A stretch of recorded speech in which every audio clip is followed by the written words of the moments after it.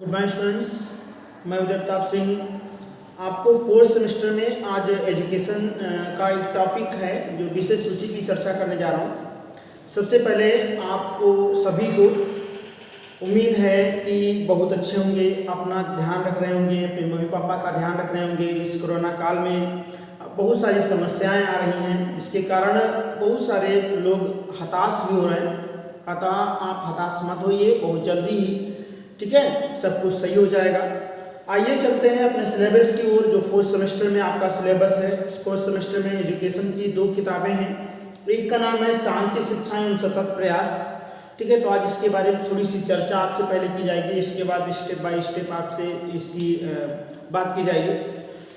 बात कर रहे हैं कि सेमेस्टर की, तो आंसर आता है डीएलएड फोर्थ सेमेस्टर की आज चर्चा हो रही है। और जो सिलेबस है एजुकेशन में उसकी चर्चा, जो मेन किताब का नाम है उसका नाम है शांति शिक्षा एवं सतत प्रयास। ये आपके वास्तव में किताब का नाम है, जो किताब आपको यहाँ पर पढ़नी है।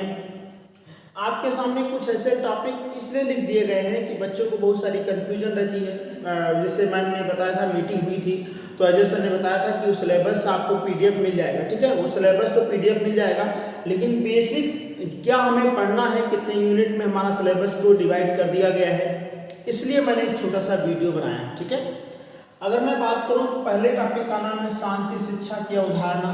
पहले टॉपिक का नाम क्या है? शांति शिक्षा की अवधारणा। मतलब हमारे जो एजुकेशन की अगर बात की गई है, शिक्षा की अगर बात की गई है, तो शांति शिक्षा का कॉन्सेप्ट क्या है, हमें पढ़ने की जरूरत क्या है।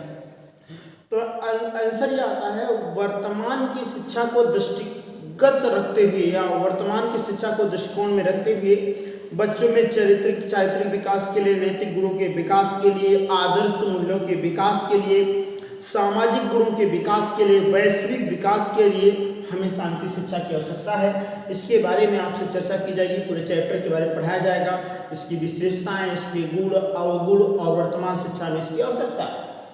दूसरे टॉपिक का नाम क्या है? व्यक्तित्व एवं सामाजिक विकास।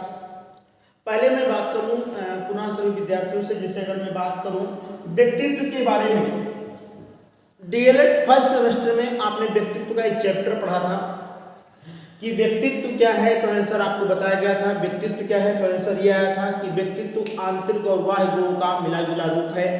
और व्यक्तित्व के बारे में बात की गई थी, यहाँ पर सिगमंड फ्रायड के सिद्धांत की बात की गई थी, व्यक्तित्व मापने की विधियों के बारे में बात की गई थी, ठीक है। तो यहाँ पुनः डीएलएड फोर्थ सेमेस्टर में पुनः आपको व्यक्तित्व पढ़ाया जाएगा, व्यक्तित्व की विधियों के बारे में बात की जाएगी, और मेजरिंग मेथड पर्सनालिटी की बात की जाएगी, व्यक्तित्व सिद्धांत के बारे में बात की जाएगी।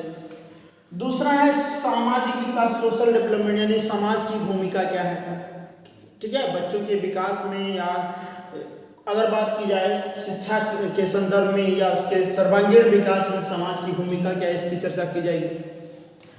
थर्ड टॉपिक का नाम है व्यवहार में उद्दीपन अनुक्रिया व्यवहार। पहले हम व्यवहार में उद्दीपन एवं अनुक्रिया, व्यवहार में उद्दीपन एवं अनुक्रिया आपका फोर्थ टॉपिक है।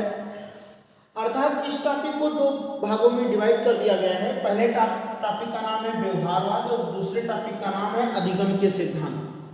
व्यवहारवाद में आपको पढ़ना है वाटसन का अधिगम सिद्धांत।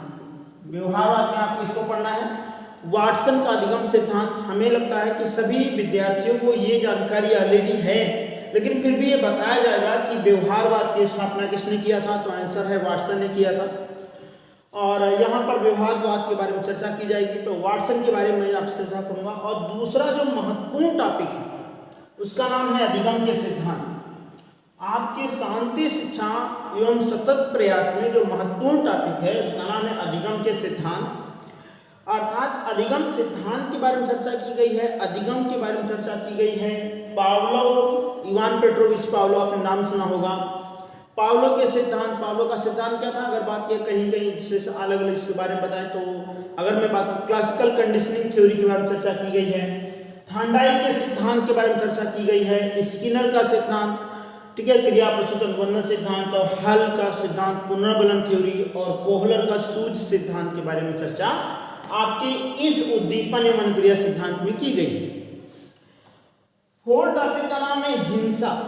अगर बात की, जिसे नाम से ही स्पष्ट है हिंसा, तो यहाँ पर शांति शिक्षा में बताया गया है कि जैसे आपके आस पड़ोस, समाज, देश हित, अंतर्राष्ट्रीय मानकों पर जो भी हिंसा हो रही है उसको के लिए रोकथाम के लिए आप क्या कर सकते हैं, क्या उपाय कर सकते हैं।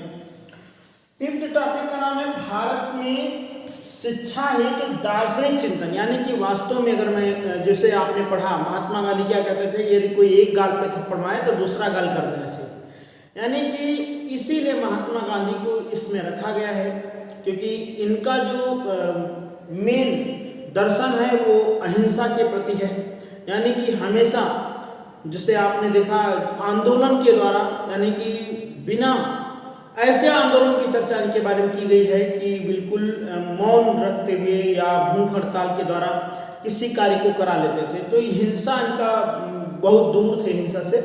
तो बाद में इसीलिए महात्मा गांधी के बारे में शांति शिक्षा में दर्शन को एक चैप्टर शामिल किया गया है जिसमें वर्धा शिक्षा योजना की बात भी की गई। 6th टॉपिक है मूल्य शिक्षा और सतत विकास और शिक्षा में लोकतंत्र, यानी कि जो वैल्यू है वर्तमान में समाज में शिक्षक की वैल्यू या बड़े बुजुर्ग या अगर देखा जाए मानवीय मूल्य घट रहे हैं। क्यों घट रहे हैं? क्योंकि उसमें एक कारण वो स्वयं भी है और सतत विकास के लिए यानी सर्वांगीण विकास के लिए हमें मानवीय मूल्यों की होना अति आवश्यक है। और शिक्षा में लोकतंत्र जिसे आप अगर भारत की बात करें तो एक डेमोक्रेसी की बात कर रहा है, तो शिक्षा में लोकतंत्र की बात करता है। ये छोटा सा टॉपिक है और इसमें हमें जो सबसे ज़्यादा आपको पढ़ाना है उसमें जिसमें पढ़ा व्यक्तित्व के बारे में बात आपसे करनी है, अधिगम सिद्धांतों के बारे में आपसे बात करनी है, पावलो सिद्धांत के बारे में बात करनी है, थांडाइक, स्किनर, हॉल और कोहले के बारे में बात आपसे करनी है। भारत में शांति शिक्षा है तो महात्मा गांधी का दर्शन आपको अच्छे से पढ़ना है। मानवीय मूल्य में सतत विकास के बारे में बात आपसे करनी है। शांति शिक्षा के कॉन्सेप्ट को आपको समझाना है। अतः ठीक है, ये छोटा सा वीडियो आपको सिर्फ इसीलिए बताया गया है कि आप ये सिलेबस अपनी कॉपी पे, क्योंकि जो मैं आपको पढ़ाऊंगा वो अपनी कॉपी पे नोट डाउन करेंगे। इसके बाद आप जो है ग्रुप पर व्हाट्सएप करेंगे, सर मैंने ये नोट्स बनाए हैं, ठीक है। तो क्या करना है कि आपको अपनी एक कॉपी बनानी है शांति शिक्षा की, शांति शिक्षा प्रयास की। उस कॉपी में सबसे पहले इसको नोट डाउन कर लेना है कि इसी के अकॉर्डिंग जो भी टॉपिक आपको पढ़ाएंगे आपको नोट्स बनाना है और उनको आपको सबमिट करना है। जैसे मैंने आपको पहले बता दिया है कि मीटिंग में यही बात हुई थी कि एक दो टॉपिक पढ़ाने के बाद हर वीक में, हर हफ्ते में कोई ना कोई टीचर गूगल मीट के द्वारा मीटिंग होगी और उसमें जो टॉपिक पढ़ाया गया होगा उस पर क्वेश्चन पूछे जाएंगे। तो आज के लिए अपनी वाणी को विराम देते हैं और थोड़ा सा ध्यान रखिएगा, स्वस्थ रहिएगा, अच्छे से अपने माता पिता और अभिभावकों का ध्यान रखिएगा, अपना ये नोट्स बना लीजिएगा और नेक्स्ट वीडियो में टॉपिक वाइज आपको पढ़ाया जाएगा। धन्यवाद।